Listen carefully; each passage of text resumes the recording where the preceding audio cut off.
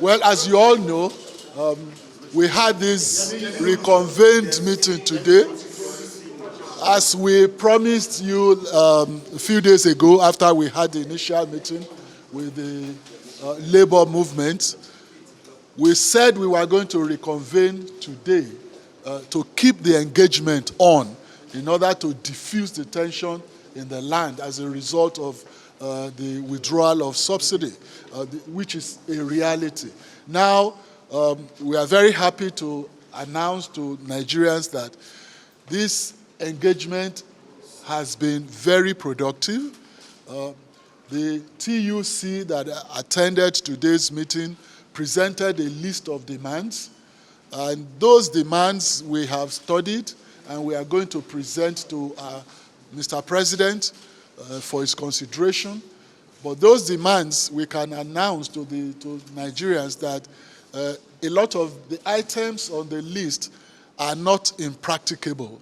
What we need to do is to study the numbers very well, and then we have asked the TUC to also give us a leeway to consult, very exhaustively, and come back on Tuesday, reconvene on Tuesday to actually look at the numbers, the viability, practicability of all the items that have been presented to us. Now, most important, top priority on the list, which the government is also looking at very seriously, and the president has announced before, is the issue of the minimum wage, which the labor movement has demanded as a consequence of these removal of the consequential impact of the removal of subsidy.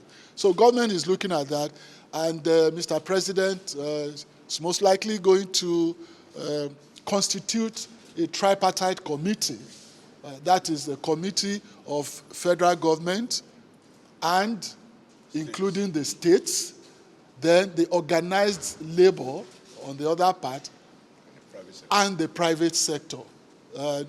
Now, this is a tripartite arrangement. It will be a committee that will study all the dynamics of a wage increase, the percentages, the numbers, and the categories that will be affected.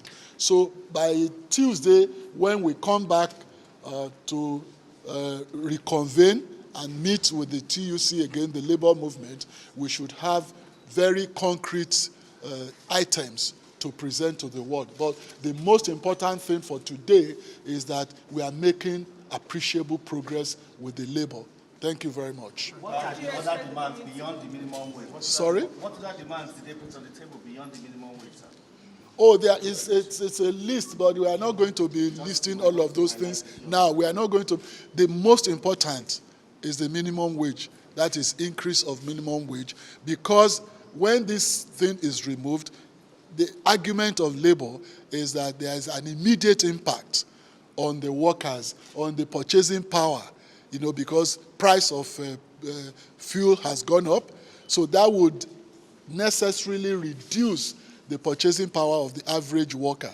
So the next thing of immediate consequence is to increase the purchasing power of the worker. And so that, to me, and to all of us on this side, is a topmost priority on the list. There are other things like the tax holidays, which will be some categories of workers will be beneficiaries, but those are all. The most important is the minimum wage. NLC are not here, sir. Are you negotiating separately with them?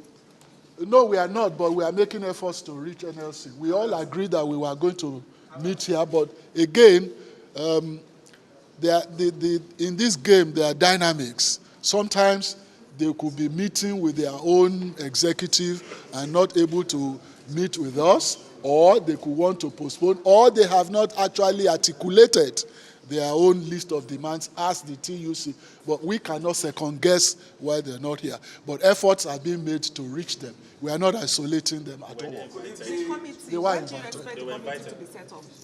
Very, very soon. We are going to meet Mr. President now, and we are going to give him a feedback on this, and he's going to take an immediate decision. And like I said, Mr. President himself, you all reported him. He has said that there will be a review of the minimum wage. You all reported him. So we are not in disagreement. There is no disagreement at all with Labour on that particular issue. One of the president's spokesman, Bayo Nanobe, accused the NLC of pandering to the wishes of Peter Obi. Did that one figure in your discussion? No, not at all.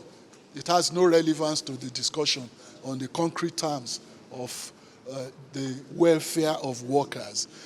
Our discussion was majorly on the welfare of workers, how to cushion the impact of this subsidy removal on workers. That's all, not on any political partisanship. So that we can properly represent the government side, who should we say is leading the government in these negotiations? Of course, you can see all of us here.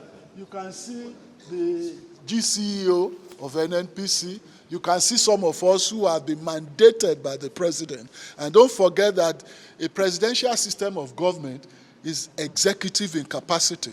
The president can appoint anybody. He can even appoint consultants to act on his behalf. So there is no issue about that. It is not actually germane. Are you able to convince them to help in strike? What about? Did you discuss that? Of course, we discussed that, and that's why we are still going to reconvene on Tuesday. And that's an appreciable progress. Earlier, Labour said you must revert to status quo. Was there any attempt to touch on that? Of course, we did. We touched on that, and everybody looked at the practicability of that, the viability or otherwise.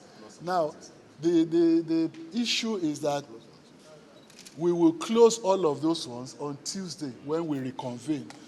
Concrete decisions will be taken about that, and then we'll reach logical conclusions. Thank you very much.